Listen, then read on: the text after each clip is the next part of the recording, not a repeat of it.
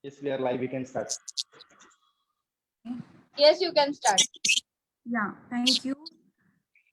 Very good evening, everyone. Welcome today from Snikriya Foundation. We are here to discuss a very important topic today is estate planning for special need parents. I am Harshali Karche. I am a founder and director of Snikriya Foundation. SNIC is Special Needs Integration Center.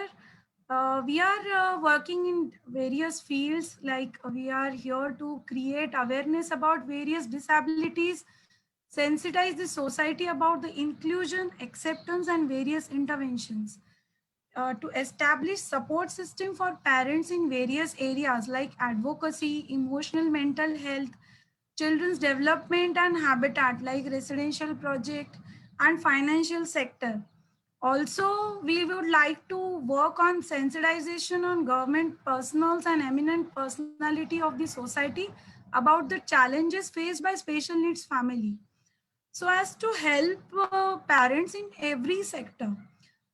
We are based in Nagpur, and in Nagpur, our motto is to establish one center which will have all the facility under one roof. That is recreational center, community support center, social rehabilitation, integration, vocational, daycare, and residential hub. Our motto to develop this center is to provide a conductive environment to special needs, so to enhance their independence and to make them well adaptive individual in society. By doing this knowledgeable session, our motto is to educate parents and develop their perspective towards the right kind of interventions, directions, and to introduce professionals and to bridging the gap between the professionals and the parents. Here, for today's topic, we have Mr. Jitendra Solanki sir with us. He is the founder of Plan Special Needs, SCBI Registered Investment Advisor, CFP, CTCAP, founder and director at Special Needs Estate Planner Private Limited. He'll guide us on estate planning. Welcome, sir. Over to you. You can start. Thank you. Thank you. Yes.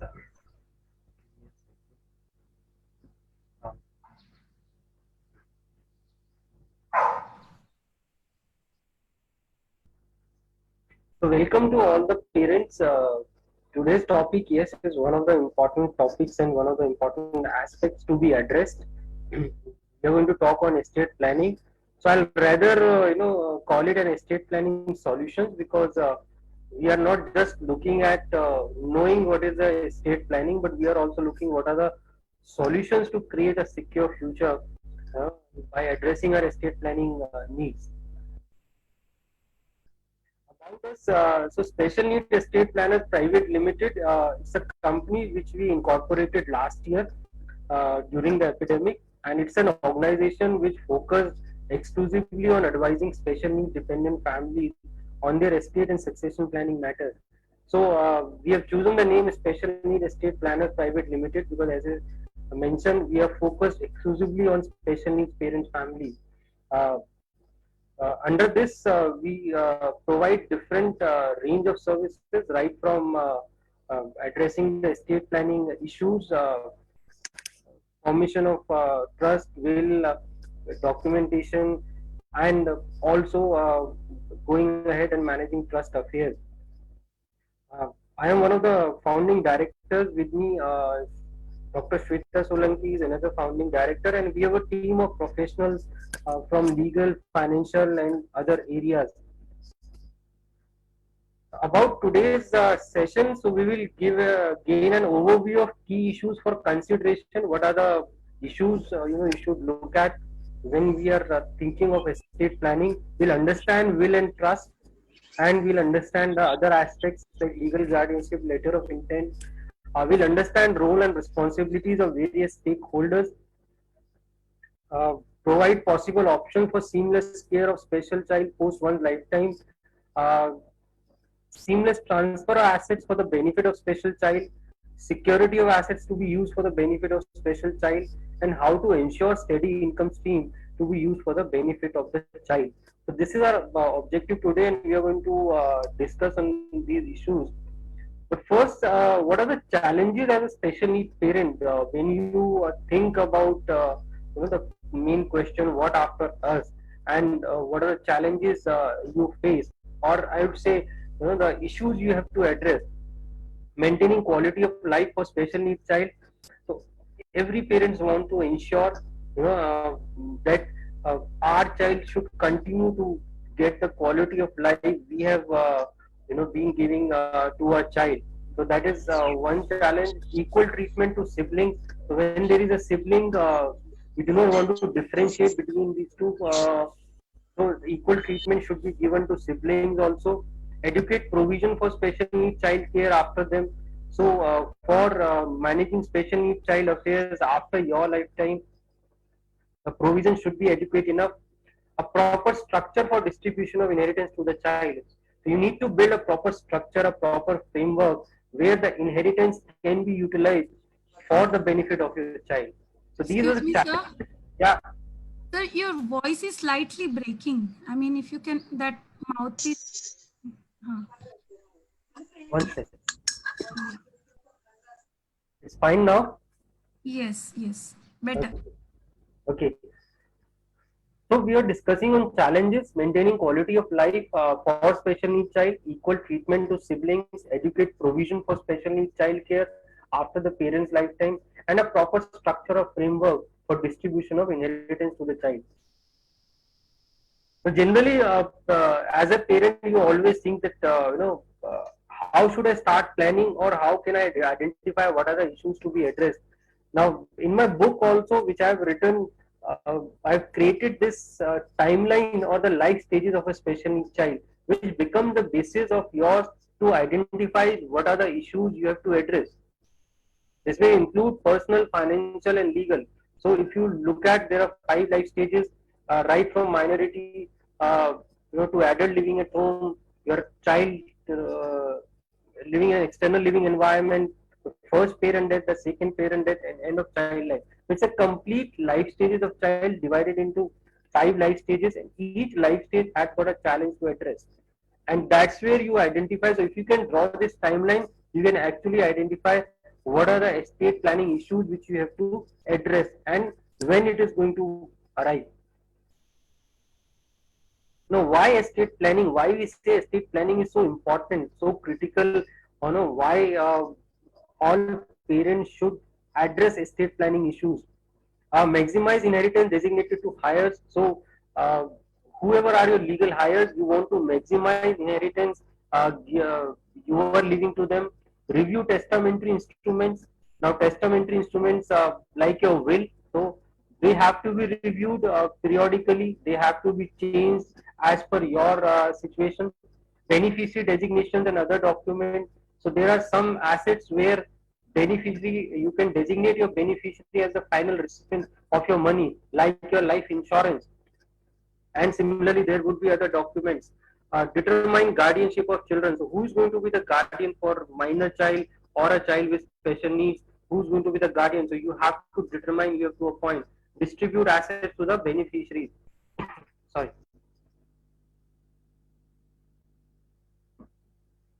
So how you should distribute assets to the beneficiaries? How it should be distributed? And manage estate assets. So now if you have multiple properties, multiple assets, how you should manage it or how it should be managed. One second.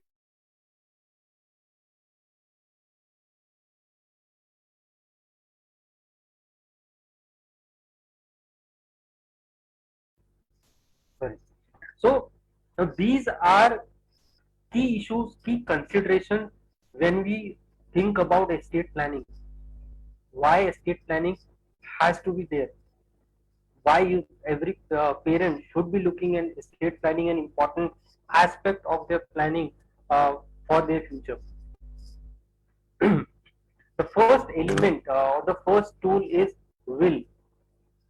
Now, the will is important, is critical, is not everything to be where you can plan, especially when you have a child with special needs. But then why write a will? Why a will should be written? Now, in general, what happens when you do not have a written will? So when you do not have a will written, the distribution of your assets are as per the succession law. For example, for Hindu, there is a Hindu Succession Act. Now, there is a list of heirs created under the Act. So, class 1, class 2, class 3, and ignate and uh, so, what happens that if you do not have a will, the distribution of assets happens as per the succession law, and it is equally distributed between the legal heirs. Now, when you have a special need child, then you would not want that. Probably you want to uh, move, you want to leave little more for your special need child because his or her financial requirement. Secondly, if you have a provision of trust, the assets needs to move to the trust. The succession law does not define it.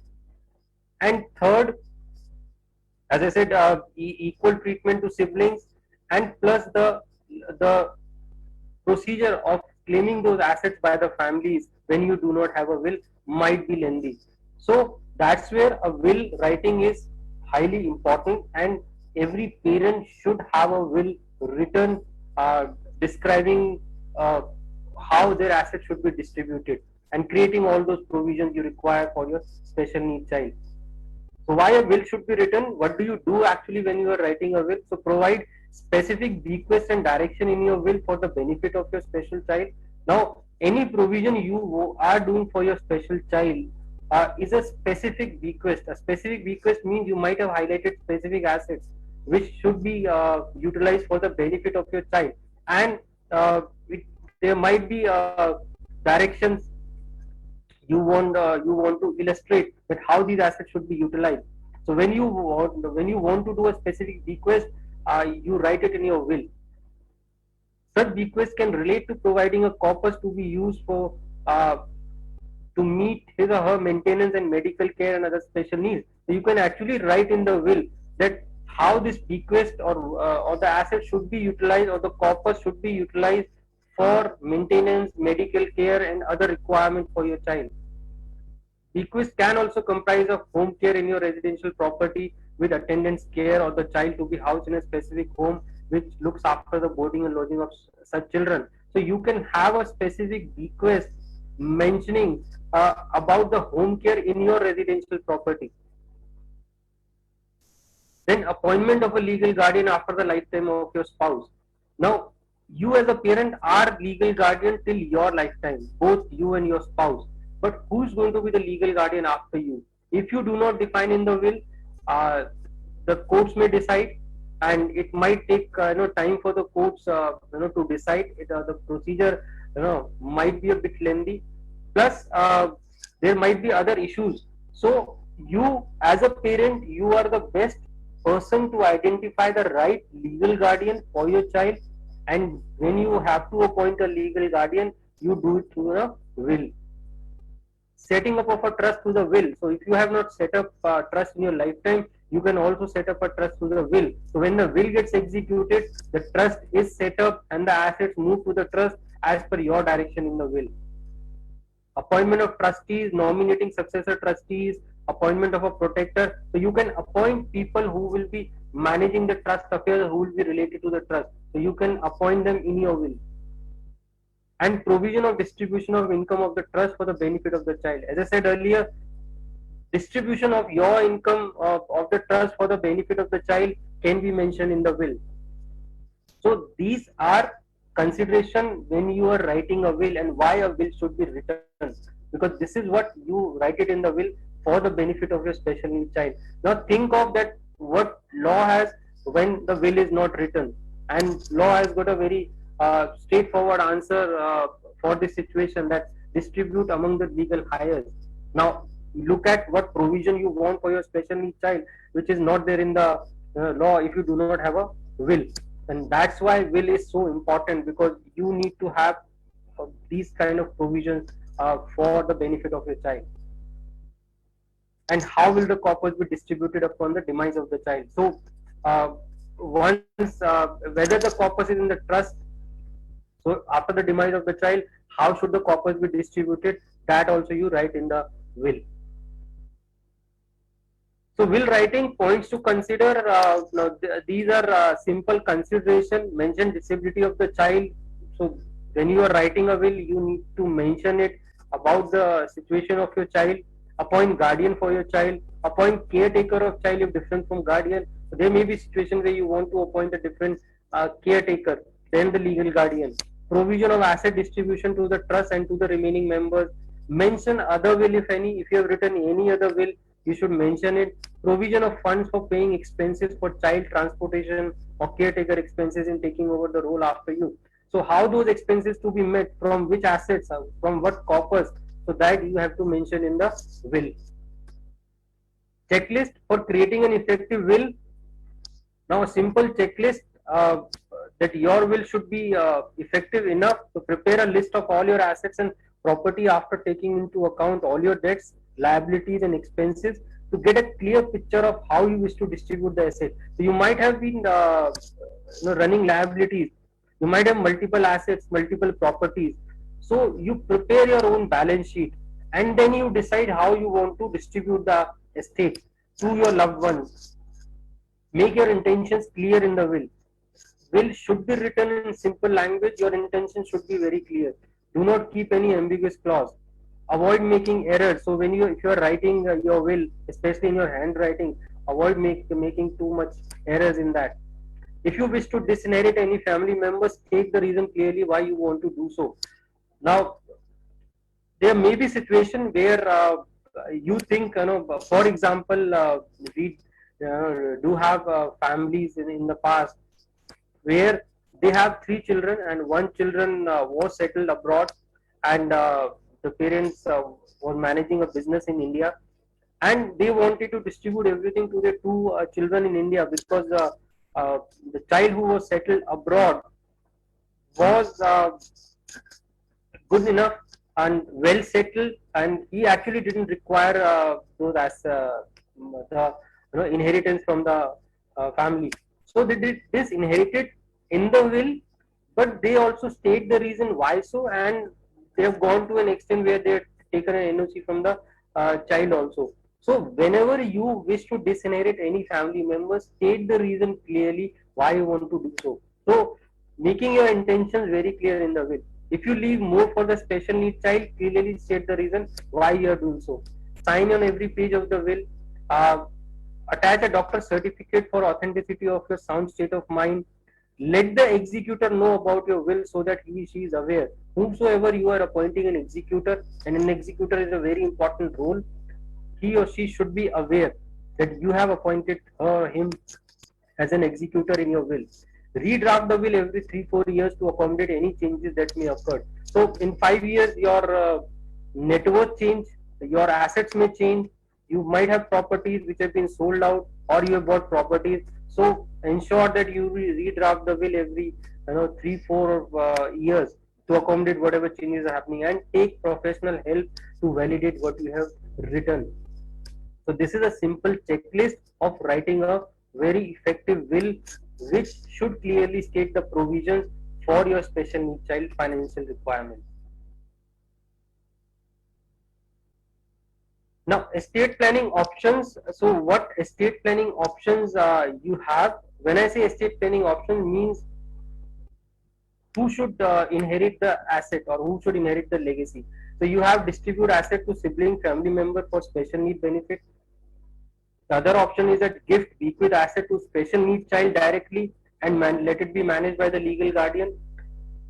Establish a special need trust, or distribute asset to the residential living center if opted for benefit of special needs child care. So these are the 4 estate planning options for you. Which one suits your requirement? Which one is the most viable option for you? Is an identification you have to do. You have to analyze all the options and see that with which option you would like to go. So will you be establishing a special need trust and give asset transfer the asset to the trust after your lifetime or within your lifetime, or you will give or bequeath asset to the child directly and let it be managed by the legal guardian, who might be one of the family members. So whatever estate planning option you choose, you should analyze the pros and cons of all these options and taking into that consideration, then you should be planning on. What are the elements of estate planning when you are planning for your special needs child future? Now there are three uh, important elements of estate planning. Insurance planning for parents, legal guardian, the special need dependent. Now insurance planning is specific to the funding for the special need child care that might be required for the trust if you do not have enough accumulated assets. Investment strategy, what is the corpus required, how the corpus will grow, how you will provide the capital security, how the monthly income will be drawn, the income tax and trust laws. Funding special need care, how the special need care would be funded, the accumulation strategy, the instant funding. If you do not have enough asset, from where this instant funding will come? What are the tools to create a corpus which will fund the special need trust also? And oversight mechanism. So, who is going to oversee all the affairs? A protector or a guardian? The reporting mechanism where the MIS has to be built, the investment report has to be shared periodically, and many others elements. So these are important elements when you are planning, and mere preparing those documents is not enough. You need to have the provisions also available. For example, if you have created a trust, the funding also have to be available. Now, how that funding is going to happen, how you're going to accumulate the money, who's going to invest, so invest that money.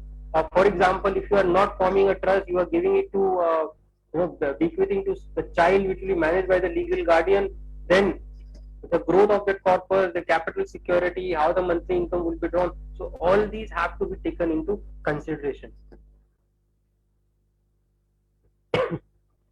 Now the legal guardianship, generally there are four types of legal guardianship. One is the National Trust Act 1999. The National Trust is created. So once the child turns 18, sorry. Now once the child turns 18, till 18 years of age, the parents are considered to be the natural guardians. Now once the child turns 18, then parents also have to seek the legal guardianship. And the provision is that either you can take it through the court, or the national trust is created. So national trust avoid going through court process to seek the guardianship. So you can apply to the national trust directly, and after an assessment, they issue the legal guardianship certificate. The second is a testamentary guardianship. That is, you appoint a guardian through the will. That is especially after your lifetime. Now, National Trust Act is within your lifetime, you have to seek the legal guardianship. But who is going to be after you, your spouse lifetime? That is, you have to appoint it through a will. Sorry. In Indian codes, Guard and Ward Act 1890, personal law, this is applicable especially when the ward is in minority, and sometimes to trust setup also, the lifetime of a settler, and it can be a viable option. So these are provisions of for the guardianship, and guardianship is going to be important. As I said, there are different stages where you will go through all these type of guardianship. Within your lifetime, after child turns 18, you will have to seek guardianship. Now, after your lifetime, you will have to write it in the will and mention who is going to take the guardianship after you. Sorry. A legal guardianship, as I was mentioning, child is 18 years. Through National Trust, if there are four types of disabilities: autism, cerebral palsy, mental retardation, multiple disabilities, you can apply to the National Trust. Approach local level committees in your city and submit legal guardianship application. Now the application is completely online. Where there are no local level committees, then you have to approach SDM office and submit the legal guardianship application. For other disabilities, you approach SDM office and submit the legal guardianship application. When the child is minor, then for eventualities, for the death of parents, you have to appoint guardian through the will. So, as I said, the testamentary guardianship and the legal guardianship through National Trust both comes into picture, and you will have to go through both these processes. And legal guardian appointed through a will is a legally valid, and the person is appointed as a legal guardian of your ward after your lifetime. Now, but one of the important consideration is that whomsoever you identify, who's going to be that person. So when you are identifying a guardian, somebody who's going to manage your child affairs for the lifetime, you need to again have some consideration. So we prepare this a simple checklist. So when you identify guardian, answer these questions. Do you wish to have a separate guardian for personal and financial affairs? Do you want the same guardian to manage both the personal and financial affairs? Is your identified guardian aware of your child needs?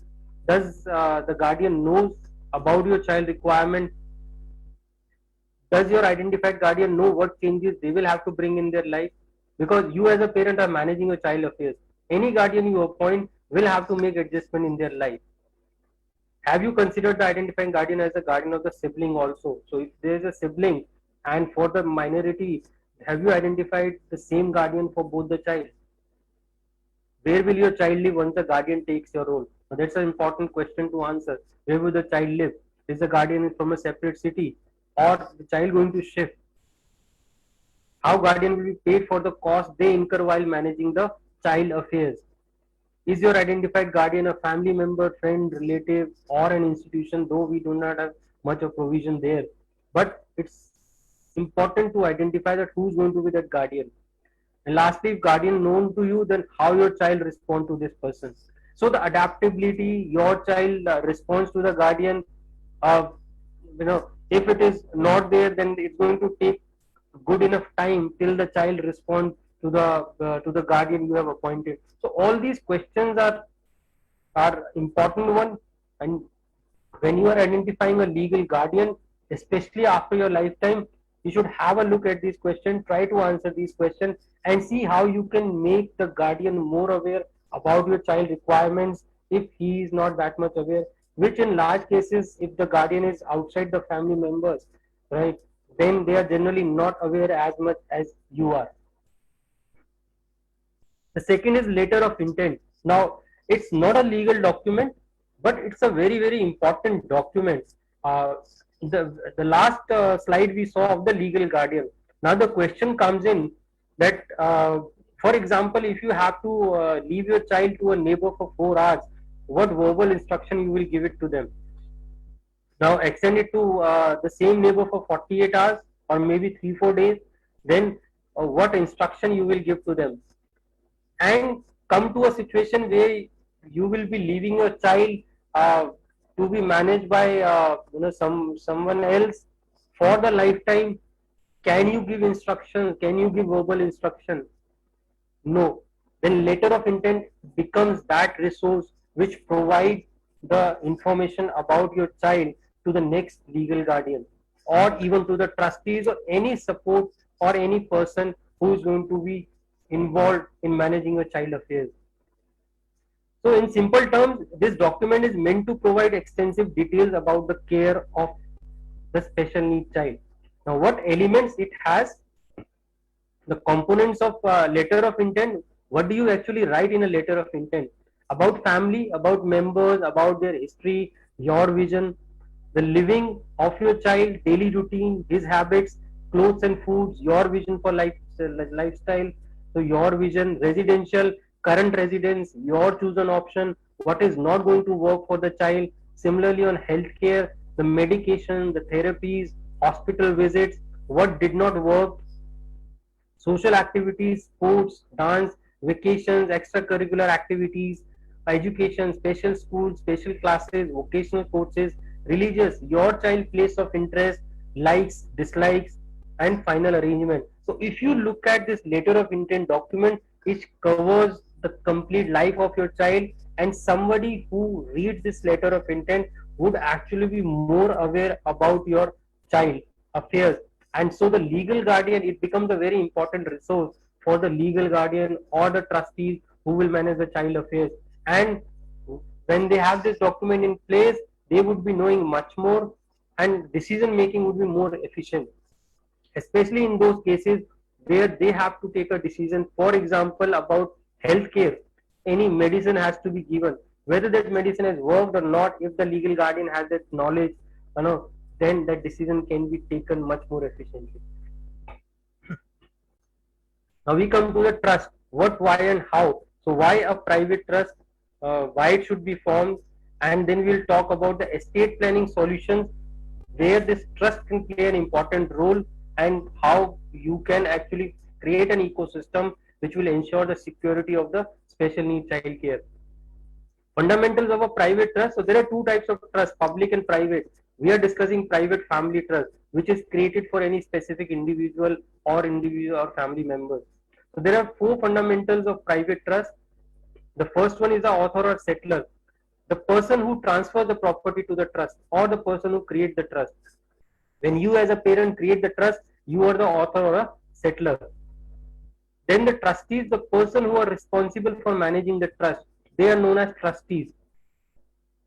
Beneficiary, the person for whose benefit a trust is created. In your case, it would be special need parent or special need child, or you as a parent, you can also be beneficiary in the same trust. So the beneficiary will be the person for whose benefit the trust is created. Trust property is the property transferred to a trust or held for the benefit of the trust. So the property is when you transfer to the trust, or when it is transferred after your lifetime through will. So all those properties that the trust hold is the considered to be a trust property. So these are four fundamentals of a private trust, or an arrangement under which a private trust structure is created. What are the benefits of creating a trust? Why we thrust on that a trust should be created, especially for the benefit of special needs child. There is no restriction on settlers or those who can create the trust. So you as a parent can create the trust, even the grandparents can create the trust. There are no standard terms of the trust. Now when I say standard terms of the trust, it means that apart from those legally defined under the Indian Trust Act, how you want your trust to function, what powers you want to give, how the income should be distributed. Now these are the terms which you as a parent would create as per your family requirement, and that's where it mentions that there are no standard terms of the trust. You can create the terms of the trust based on your requirement. It's a separate entity. It does not go through a probate. Now what is a probate process? A probate is a court process. Generally a will goes through a probate process, where a will goes through the court. The court asks for any objection on the will, and then the court issue the final certificate for the execution of the will. So a probate process is a court process for the authenticity, or for identifying the legal heirs. So once this probate process happens, the will is executed only when the probate process is completed. In some state, the probate is mandatory. In some point, it can be situational basis. But when there is a trust created, the trust is not going through that probate process, and that's where the benefit of the trust is that even if will goes for a probate, or let's say there is a situation where will goes for a dispute, then the trust continues managing the child affairs with the corpus it has. So the child care, the financial for the child does not get affected, and the trust continue to manage the or fund the child care. Whoever create the trust can appoint the initial trustee. So you as a parent, when you create the trust, you can appoint the initial trustees. In a living trust, you can be the initial trustees, and you can identify the future trustees. A trust works only for the beneficiary. Most importantly, a trust avoid conflict among family members. Why I say is it avoid conflict among family members, because when you create a trust, the objective is very clear. Why it is created? You have transferred the asset to the trust, which are meant for the benefit of your child. And in the will also you have mentioned. So largely, when the trust is created, the family members are aware. So there is less chances of or probabilities of a conflict among family members for the trust which you have created for your child benefits. So these are the benefit of the trust, or why a trust should be created, what benefits you can derive. Types of trust. Now there are three types of trust which can be created: revocable, irrevocable, and a testamentary. Now what is a revocable trust? A revocable trust is a trust which can be revoked anytime. So you as a settlor, when you create a revocable trust, tomorrow you want to change it, you can change it. You want to revoke it, completely dissolve it, you can do so. So a revocable trust can be revoked anytime.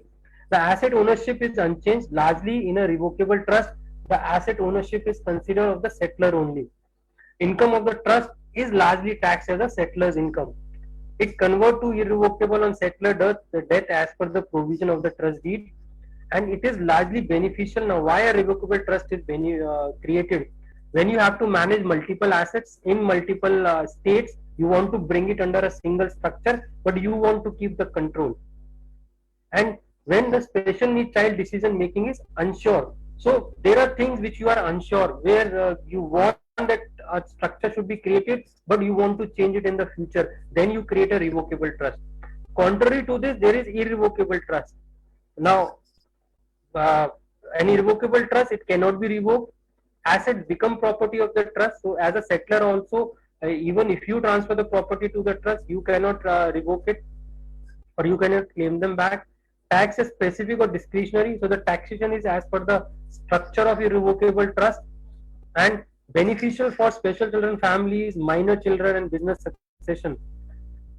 So, and the last one is the testamentary trust. That is, you do not want to create the trust today. You want to create the trust through the will. That is, when the will gets executed, then it is named termed as testamentary trust. So, it is a trust created through will. It's formed while execution of the will. So, the executor will complete the process of formation of a trust. Trust rules are written in the will. There is no separate trust deed, and beneficial for protecting minor children future. Generally, it is created for these objectives. But when you have a special needs child, in general, we advise that you should create a living trust. That is, you should create a trust within your lifetime, and the distribution of assets you can plan within your lifetime or through the will. Because when you create a trust through a will, and if the will goes for a probate or it goes for a dispute, the creation of trust might get delayed, and so you will have to consider that situation, and in those cases probably creating a living trust might be more beneficial.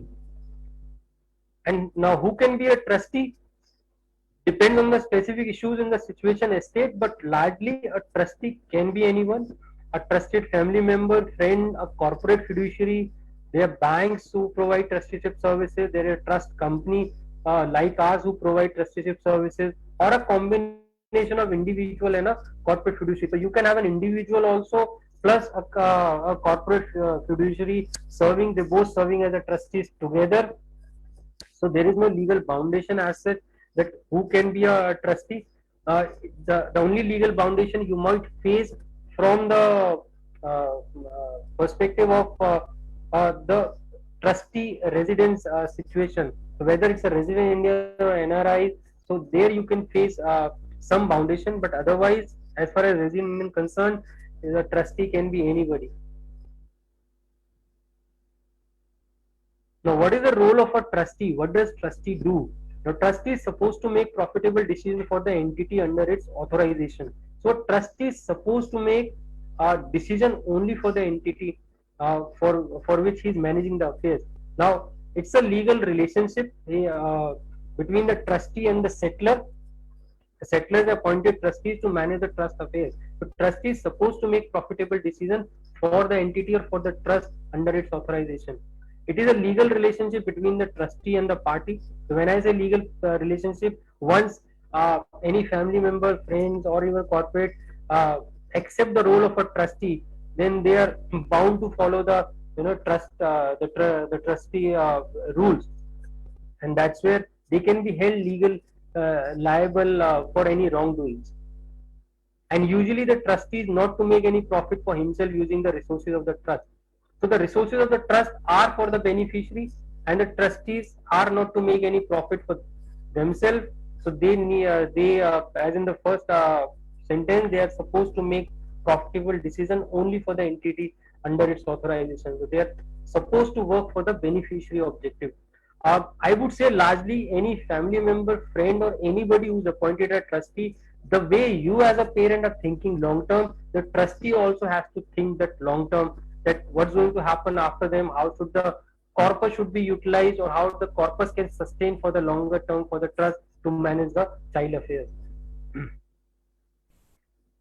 Now, because it's a legal responsibility, and it's a bigger role.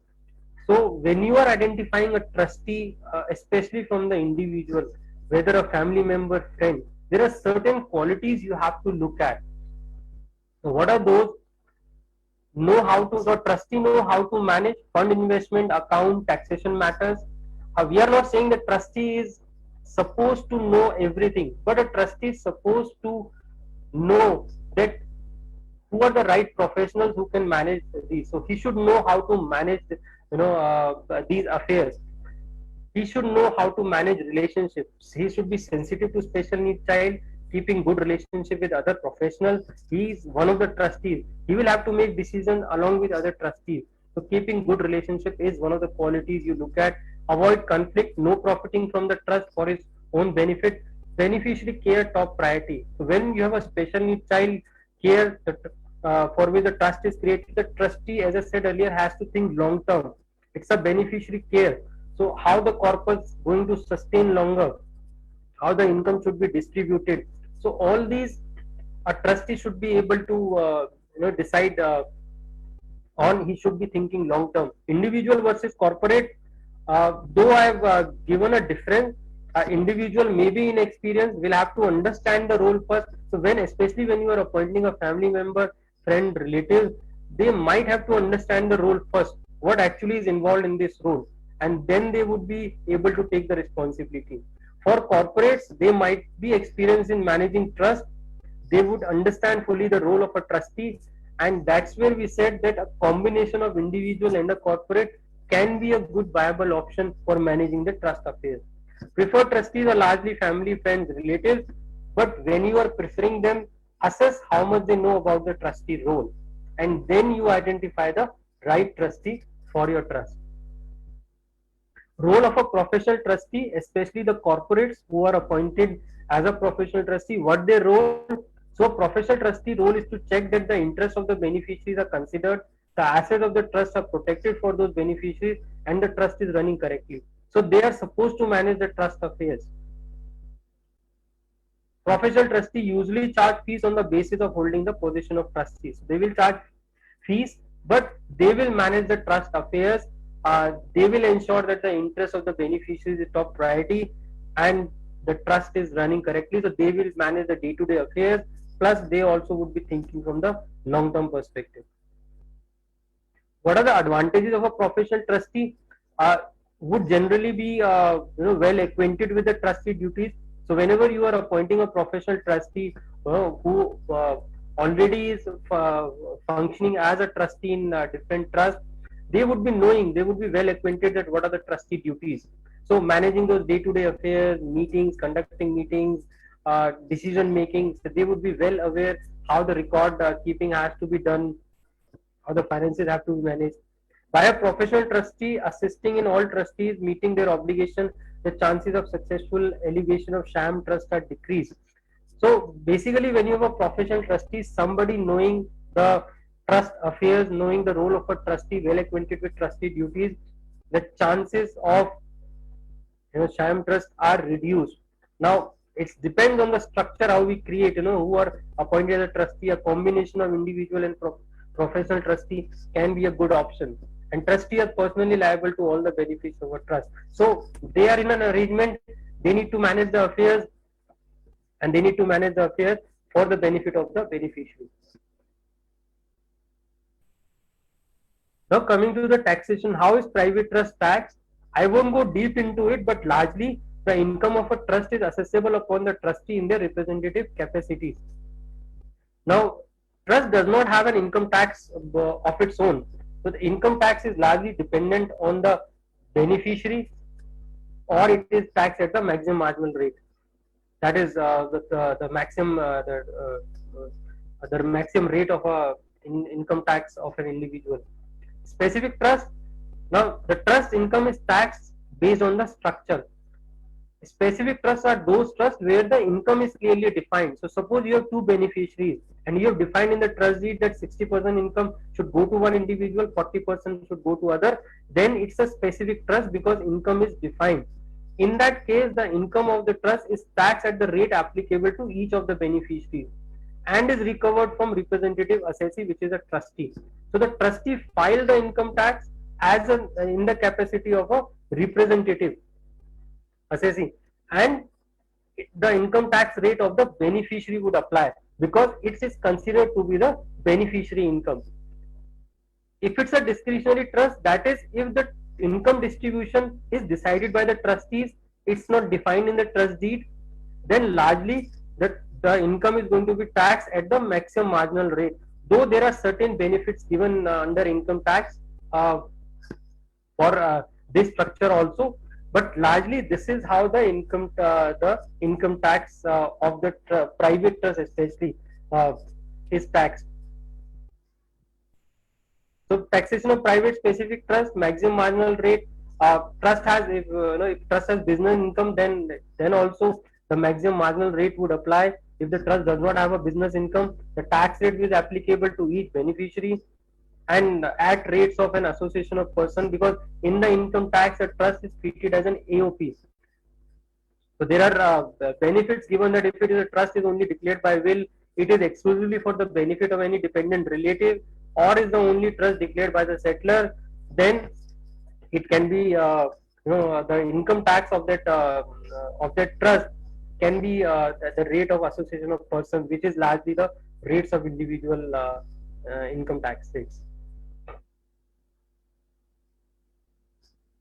So that was on private trust, how to form a trust, how you should go about forming a trust. Step 1, list down the objectives: consolidation and smooth and unhindered succession of assets, protecting interest of family members. So whatever objective the trust has to achieve, first list down the objectives. What all objectives you want to achieve through the trust? It can be unforeseen eventualities like incapacity and untimely demise, protecting interest of family members and their financial need, especially special need child. So whatever is the objective, you list down the objective. Then step 2, decide the structure of the trust. What is the structure of the trust you want to create? Revocable, irrevocable.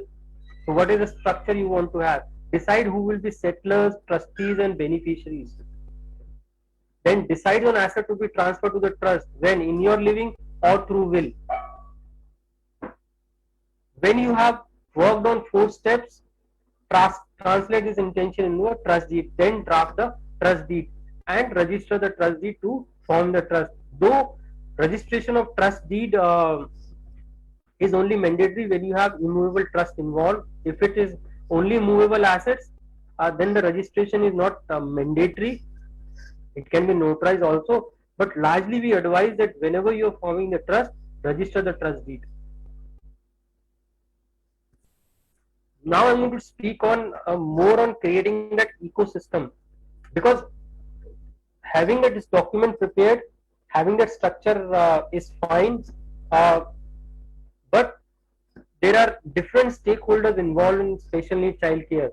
For example, there is guardian, legal guardian, individuals, NGOs. You do have a provision, but I don't see much of a success in this area. One of the trustees set up in the trust deed. You will have trustees also, individuals, corporate. You will have support, family members, friends, parents, community. You will have service providers, residential living centers, medical professionals, social organization, financial, legal professional, who will be ensuring the quality of life. All of these stakeholders have a role to play. Now, what happens if these stakeholders are not aligned with each other role?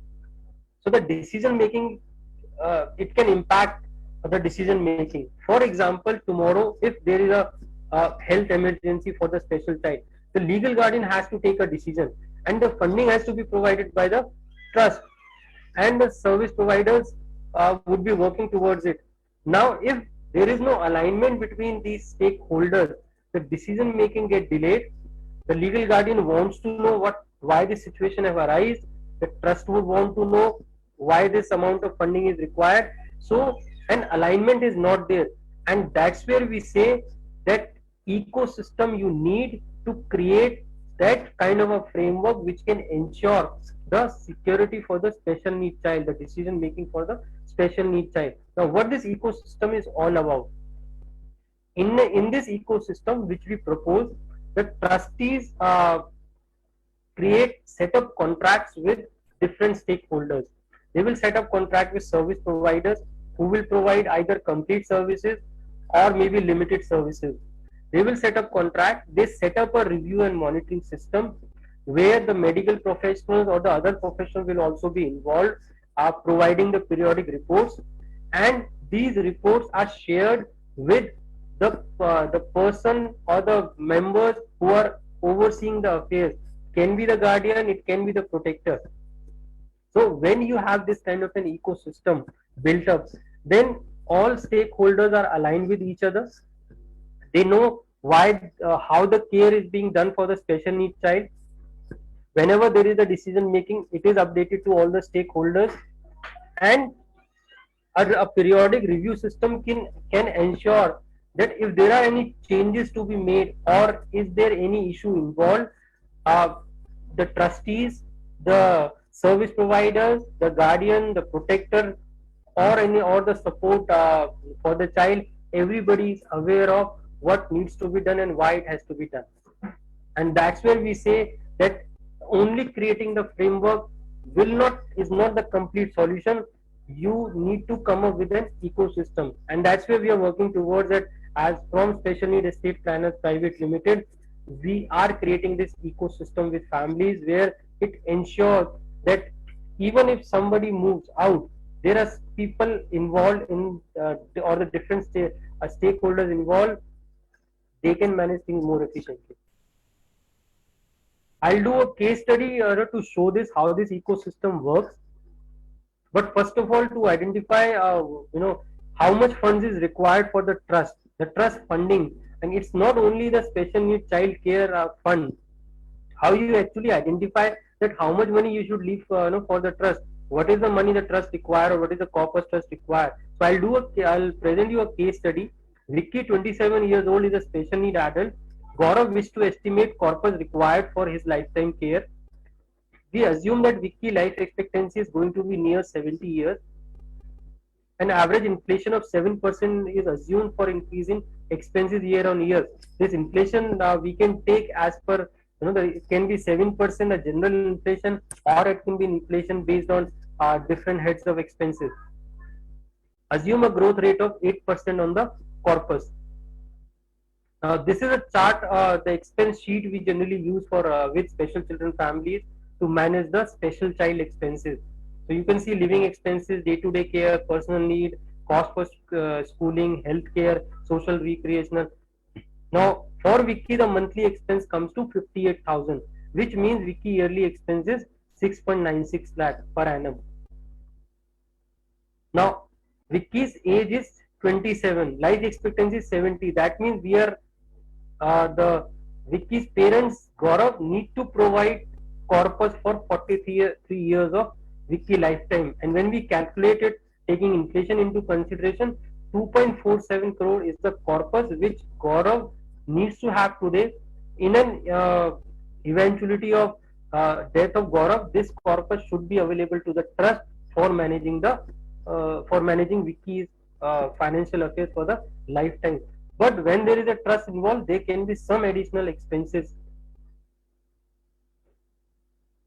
So let's assume Vicky's expenses is 6.96 lakh. There is a trust administration 50,000 yearly, income tax 20,000 yearly, other expenses 20,000. So there is an yearly cost of 90,000 for trust management. The total yearly expenses to be planned now is 7.86 lakh. And so now the corpus required to fund the trust is 2.79 crore. So this corpus is the money with which the trust has to be funded in an eventuality of the death of Vicky's parent. And that's where, when you have identification of this corpus, then you actually plan from where this corpus can come in. If you do not have enough accumulated assets which can provide this corpus, you may buy out a life insurance which can fund the trust corpus. Now, coming to ecosystem for Vicky, one identification is the corpus. Second is what is the ecosystem which Gaurav should create? Gaurav has a younger brother whom he has appointed as a legal guardian in his will. Now Gaurav wishes to form the trust to safeguard the asset he is securing for Vicky. Vicky may reside in a residential center post Gaurav's lifetime. So this is a ecosystem. So Vicky Family Trust is created by Gaurav.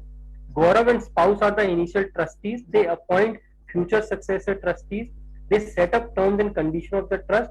And Gaurav has appointed his brother as a guardian who will manage the Vicky's care post Gaurav lifetime. There are professional trustees who are appointed. The funding of the trust, Gaurav has decided the way we have looked in the case study. Where it will come from, it also has been worked out by Gaurav. Investment, life insurance, and gifting some of the assets. It will be within lifetime. Some assets will come within lifetime, and some through the will.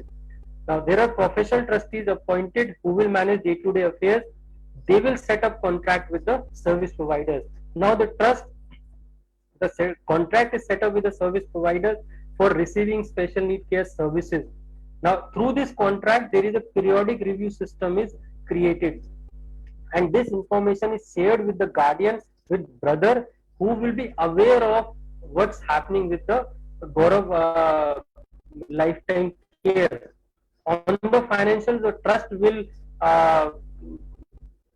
share their information on the managed asset, plus there is a report coming from the this periodic review which is set up with the service providers.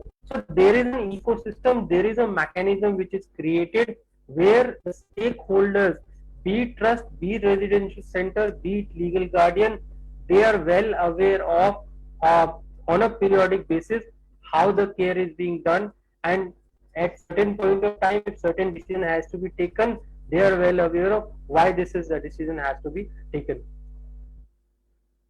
In another case study, I'll present Varun, 42 years old, is a special need adult.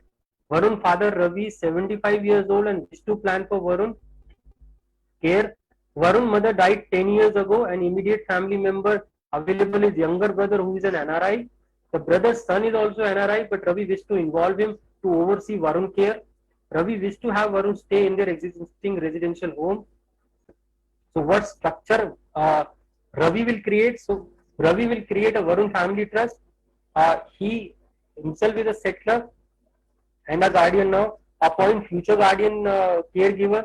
Set up terms of the trust. Appoint initial and future trustees. His brother's son is appointed as a protector in the trust. Now, whoever is the professional trustees are appointed. They manage the day-to-day affairs. Now they set up contract with the service providers, medical professional, other professional, and they set up a periodic monitoring process with all the stakeholders. Funding of the trust is already decided. This report of periodic review report is shared with Ravi brother, who is as a protector, who is overseeing the affairs. So in a way, and protector can discuss with trustees on financial, but is also involved in is always involved in important decision making. So with this ecosystem which is created, a system is developed where a periodic review is happening, plus the information is shared with stakeholders, and there is more transparency. Plus, as I said, the decision making becomes more efficient when stakeholders know how the care is being done, and how the decision making is done by the different stakeholders. Every stakeholder know more about each other stakeholders' role. So I'll skip this. As a company, Estate Planners Private Limited, so we provide estate planning solutions. SNEP ecosystem I just spoke about. That is the ecosystem we are working towards with, and we are helping families to create this ecosystem and be part of this ecosystem as a professional trustee. Will and trust, we help in documentation, formation. We have trusteeship services, but exclusively for special need trust, and we also have trust advisory services where we offer trust administration and advisory to the trustees. That's all about estate planning, and I'm happy to answer any questions parents have. Yes, that's That's a great information, sir. We have some questions in chat box. I request Dr. Ashok Shah to unmute and ask your questions. I think he has 3, 4 questions he can ask himself.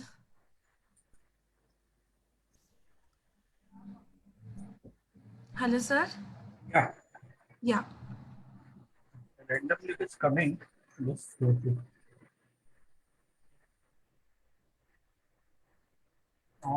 What is the difference between a financial planning and estate planning? Okay. See, financial planning is more about identifying your goals and planning out strategies to meet your financial goals. So financial planning will be more on managing your finances. Estate planning is more on identifying strategies how to effectively distribute your assets after your lifetime and manage them within your lifetime. So estate planning is more on distribution of assets after your lifetime to your legal hires. The provision you want to create for your special needs child care, the legal provisions you are looking at, that will come under estate planning. Financial planning will be more working on your finances, on your cash flows, on your investment planning, uh, would be on your goals, identifying your goals, be it retirement planning, monetizing your goals, and then identifying strategies with relate to accumulating enough of corpus, not only for your financial goals but also for the trust which you will create in your estate planning objectives. One more question related to this estate planning. Who are the professional need to be involved for estate planning, including will, trust, guardianship, and others? Any other thing? So estate planning, you need one is an estate planner and one is a legal professional. Okay, now it can be a firm like ours. So we are an estate planner. Plus, we help out in documentation drafting. We help out in formation of a trust, will, and we also offer trusteeship services. So largely, you will require an estate planner who can advise you on what to look at in estate planning and what actually framework you should create. See, first is the estate plan, will, private trust, all these are the tools. Now, which of the tools you should create? What are the combination of tools you should look at? That is an estate planning advice. It will come from an estate planner. Then you will have the professionals to implement your estate plan, drafting of documents, implementation of estate plan advice, drafting of document, formation of the legal framework, and then advising you on the distribution of your asset. Now that can come from a legal professional, it can be a lawyer, it can be an estate planning firm where legal professionals are involved, it can be your estate planner. So either it can be one professional where you can get all the services, or it can be different professionals for completing your estate plan. With that reference, who qualifies as a estate planner? Are the financial planner qualifies as estate planner, or they are altogether different? And what qualification or professional degree or something is there? Something like that? Largely, there is no professional requirement for being an estate planner. A lawyer can also become a good estate planner. See, for a lawyer, there are like for an engineer, there are different streams. An engineer can expertise in one single stream. Okay. Similarly, for a lawyer, there can be different streams. A lawyer can expertise only in estate planning, right? He would know the legal provision, he would know about estate planning. So a lawyer can fulfill the objective. Now a lawyer is not a degree for estate planning, okay, but they can expertise in that. Similarly, an estate planner, a financial professional, can become an estate planner with experience, with some professional qualification, which is not mandatory, but they can go for a professional qualification like we have done. And plus that amount of experience they have. So there is no such professional, I would say, requirement to be an estate planner.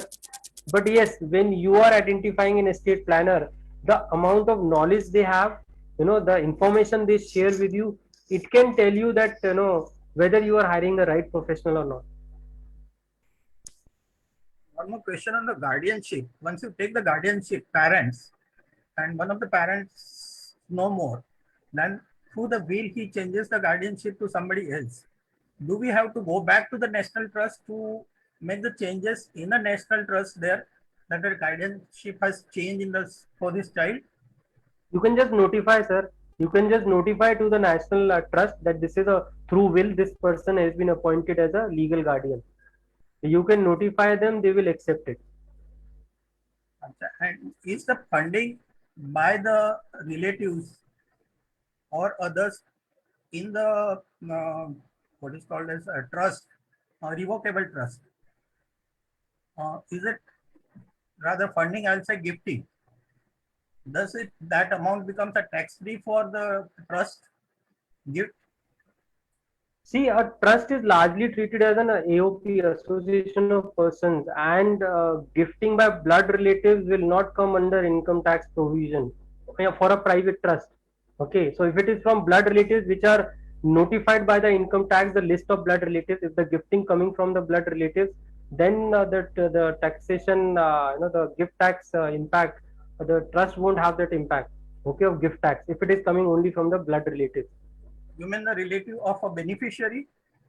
Of the beneficiary, because see the trust don't have a separate provision, right? In under the income tax also, whatever income, whatever assets is are there for the income for the trust, they are for the benefit of the beneficiary. So the relatives of the beneficiary, if it is coming from the blood relatives of them, then the gift tax impact won't have, the trust won't have any taxation impact of the gift tax. With reference to this trust, does the trust, I'm sorry, I'm extending or something like that. Yeah. Does the revocable trust also requires a PAN number? Yes, you will have to open a bank account, so you will need a PAN number. Revocable trust. Revocable trust also. See, a separate bank account would be created.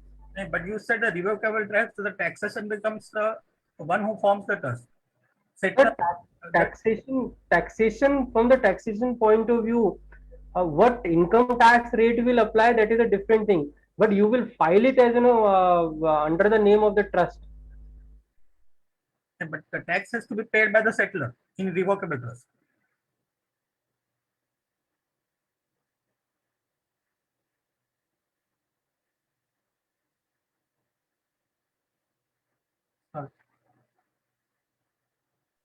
I think he got disconnected or something. Hello. Yeah. Yeah. See, from the income tax perspective, the private trust will have a separate PAN card. They will have a separate bank account. They will file the income tax return, but as a representative assessee. Okay, as a representative, the income tax rate beneficiary might apply. Okay, but then the income tax will be filed from the trust. So the PAN card and for that PAN card would be required. And does the trust require GST also? GST. No, GST is required for doing your providing any kind of services or doing any kind of business. Trust is does not require GST. It is not doing any business. Okay. Thank you, sir.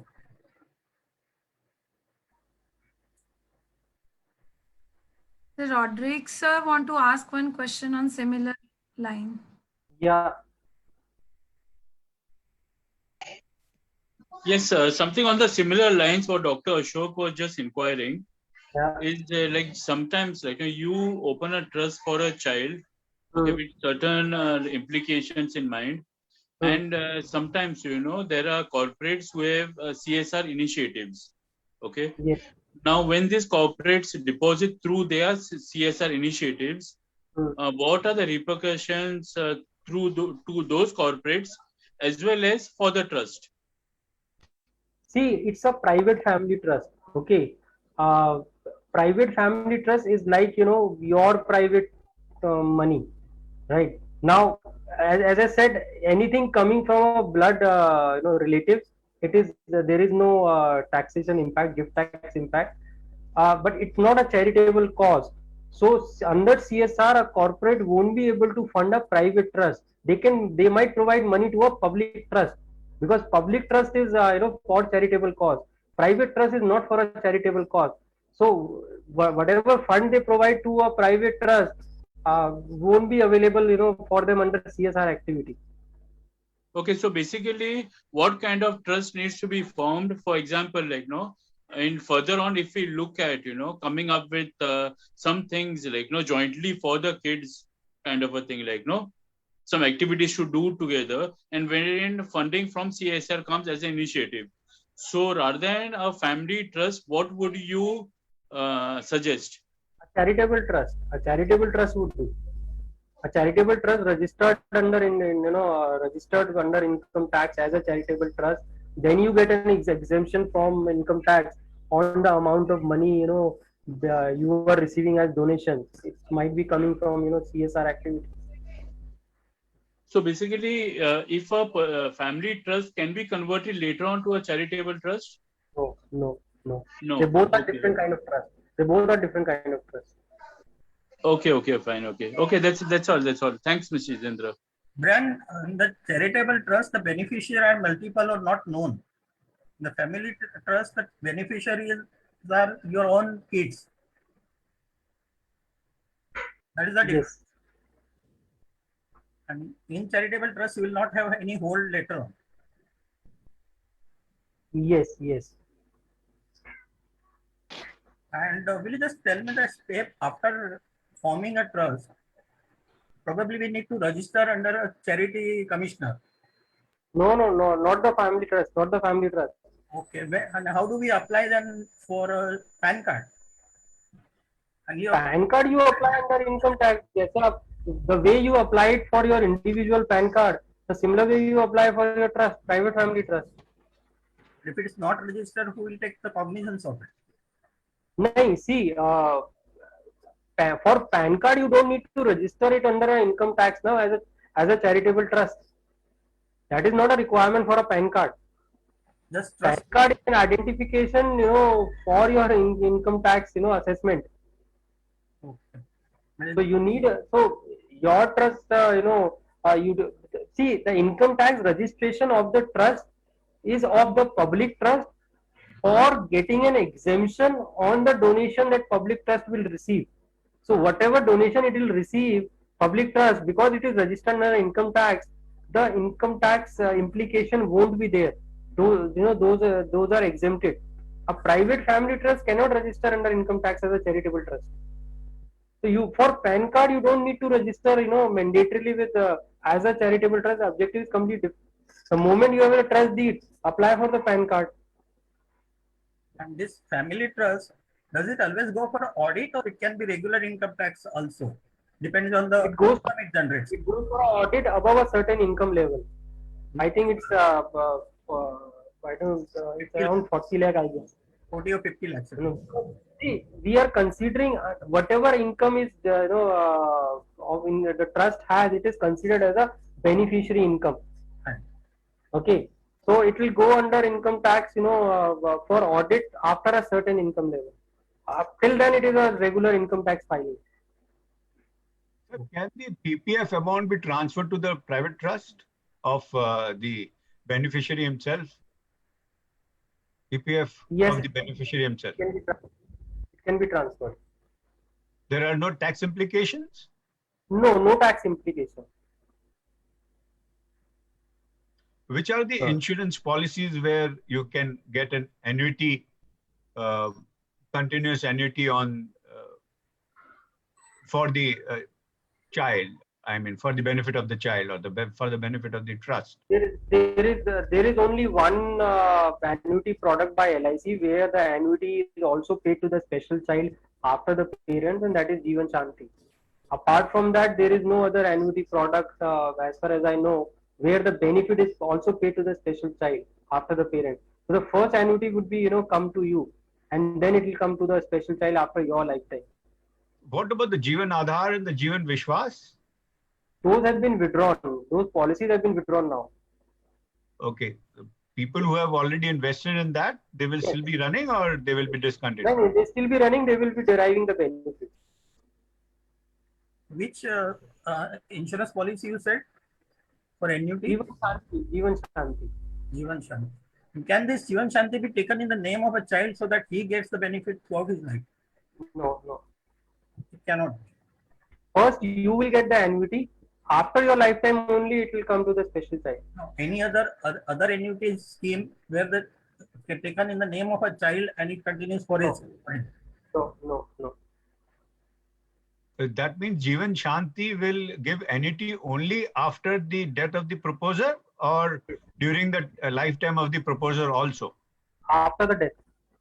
Only after the death. Yes. Till then, he has to go on paying the premiums, is it? Yes. Yes. No, so see, even after paying the premium, first you will receive the annuity as a parent. The annuity will come to you after your lifetime.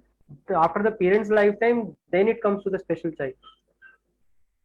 How many years after the premium that we get, the proposer gets the annuity in Jivan Shanti? There is a different deferment period from 5 years to 20 years. You can have a deferment period.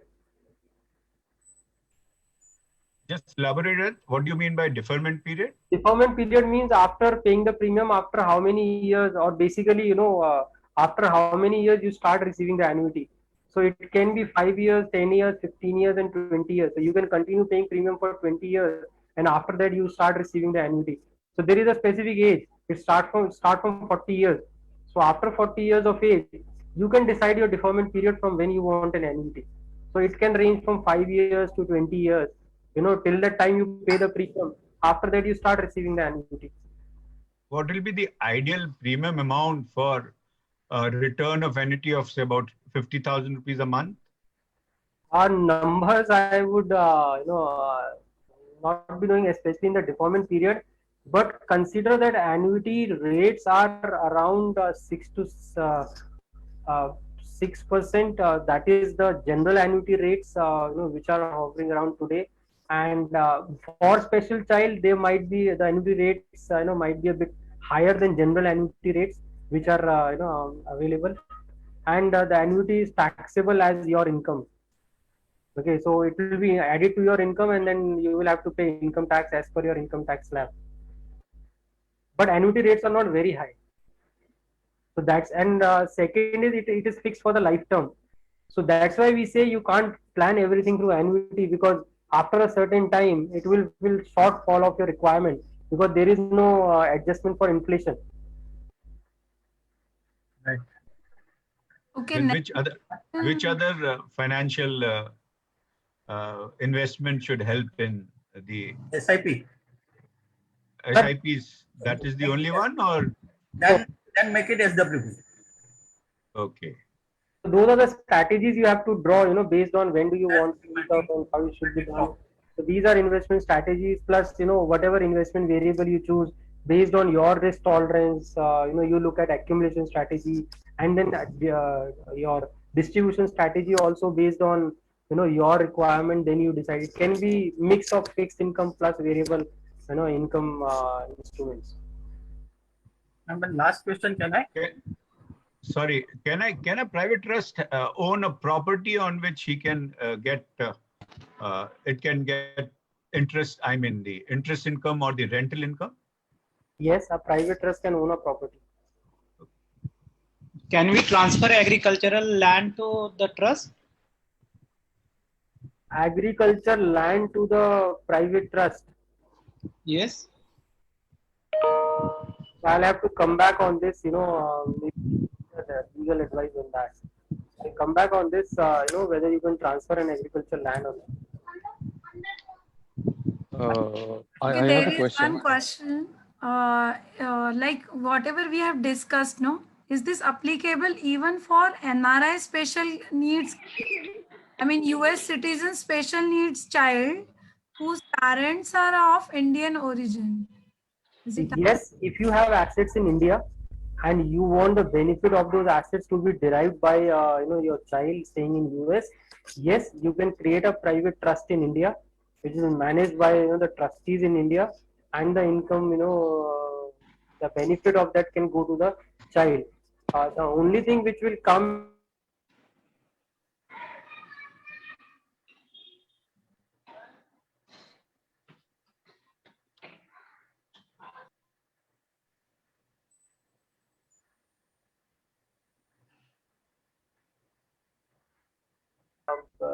you have. Hello. I have a question regarding the size of a trust. I mean, when you constitute a trust, what what do you suppose would be a minimum number of people required to manage this particular trust Minimum two. and the Minimum two. ecosystem? Minimum two. Minimum 2 trustees you require. Maximum there is no limit. I think between 2 to 5 should be a good number. Okay, and this 2 to 5, you showed a slide. There was a slide on this entire ecosystem consisting of medical professionals or different professionals aligned to specific areas. So, Yes. do they also need to be part of a trust or no? I mean, No. you can manage with a family member, but blood relative. No, they are not part of the trust. The trust is only involved in setting up that ecosystem. The trust is not involved even on the responsibilities of those professionals. They are setting up just the ecosystem. Okay, they are not part of it, but they are becoming a part of a system where this monitoring and review system is being set up. Sir, if the brother of the trust, I mean the beneficiary of the trust, is an NRI, can he transfer funds to this trust from his NRI account? Yes, Or he from can.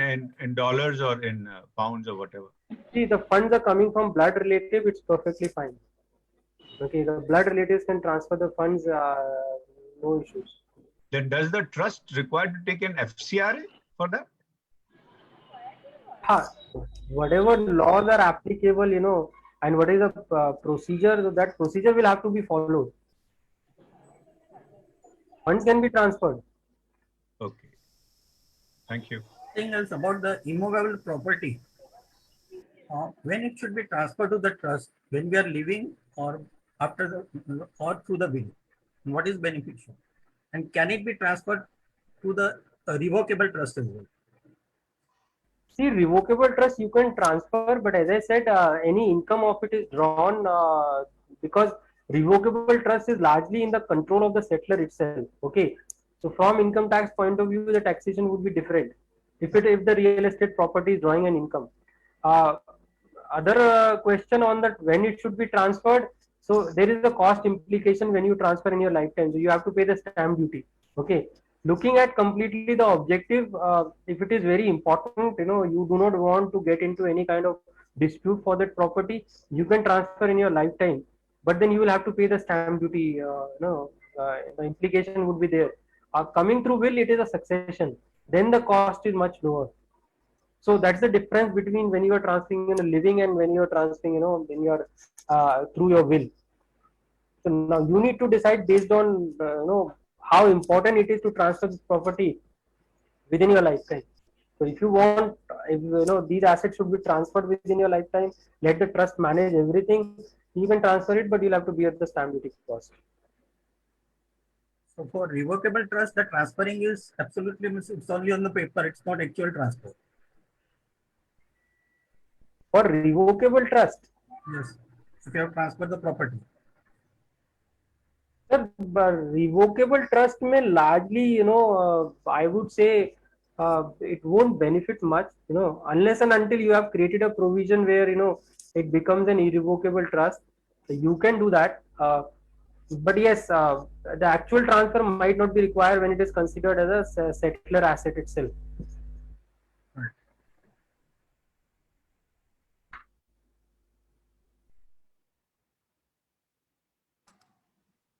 Aditya Shah, you can ask your question. Acha, what is the Jitendra sir? Yes, Aditya. Acha, what is the SIP? I think I'll ask Aditya not in this webinar. We are, on a different topic. So probably I'll have a separate discussion with you, explaining you what is an SIP. Yeah, SIP means once you have to go for the bank, then after bank, then we can to do the 20,000, then we can put the check and transfer the, if you cannot transfer anything, then we can, it means systematic investment plan. That is why, yeah. So I have to think when I have to go for the bank and I have to take some check for others, everything. Yeah. So how can you go, no? Should go alone, should travel alone, everything. Yeah, to Mhm. drive a car, everything. Okay, thank you so much. Uh, so Das, you can unmute and sir, you can ask. Yeah, thank you. So I had a question for a private family trust. As you mentioned earlier, having a revocable trust places more of a control on the finances in the hands of the trustees. Yes. So is that more advantageous, or are there certain advantages to having an irrevocable trust? I mean, could you maybe list out one or two points that would differentiate really, which would be better for which case? I mean. So see, revocable trust is generally beneficial when you are not sure on the provision you have created. When I say you're not sure, means you haven't decided, much on that. There might be a situation where you might want to change the provision of the trust deed tomorrow. Then a revocable trust is beneficial, because in an amending an irrevocable trust, it's sometimes difficult. So a revocable trust is beneficial in those situations. An irrevocable trust is beneficial in a situation where you are, you are pretty sure you want to create the trust, you want to create the structure today, and let the trust start managing the assets for your child benefit. Then an irrevocable trust should be created. So revocable trust, because it's a revocable trust, you can revoke at any time. When you want to amend the trust deed for any reasons, you want to change it, and your decision making is not, sure, then you create a revocable trust. Thank you, sir. So, as a follow-on question, so a revocable, okay, so basically what I understood was when you're not sure or when you're just starting out, it is better to probably have a revocable trust, get a better understanding of, where you stand and what all provisions you would need to be made or hard-coded. Uh, can a revocable trust then be converted to a irrevocable trust, or is that like I have to register, go for a new trust altogether? No, so if you want to create the convert that revocable trust to an irrevocable trust, generally it happens after your lifetime. But Okay. within your lifetime, you will have to go to probably the separate trust deed of an irrevocable. Okay. All right, sir. Thank you. Thank you very much. We can take the last question of the session from Mrs. Prabha. You can unmute and ask your question. Hi, sir. I'm Prabha. Actually, my question is, I saw that LIC, that Jeevan Shanti policy. So actually, I am 48 years old and my husband is 54. We are NRI. So can I take for my son? He is 20-year-old, special needs child. Even Shanti policy. We can take it, no? No, I'll have to, I think, come back on that. I'll have to check whether an NRI can take a immediate annuity plan or deferred annuity plan of Jeevan Shanti or not. I'll have to check on that. Because we don't have any insurance or anything like that for my son's future, or ourselves also not any policies. Okay, I'll have to check on that. Probably I can, you can. I'll leave my email ID so you can email me, and I'll get back to you on this. Thank you very much. Thanks a lot, sir. Thanks a lot. Prabha ma'am, you can post your question in our financial group where sir is there and he can guide you there in group. Okay, that's a wonderful session, Jitendra sir. I mean, I'm sure सब काफी लोगों के answers उनको मिल गए होंगे. And I can see in chat like many have got benefited from this wonderful session. And parents were coming up with many detailed session after that. These financial and estate planning were overview of all the information. We have just discussed that we'll come up with the series of the sessions now. So it will be further helpful in each and every aspect of financial and estate planning. Okay, sir. Thank you so much, Jitendra sir, for doing this. And thank you so much, parents, for attending this. Good night and bye-bye, everyone. Good night. Thank you. Thank you, parents.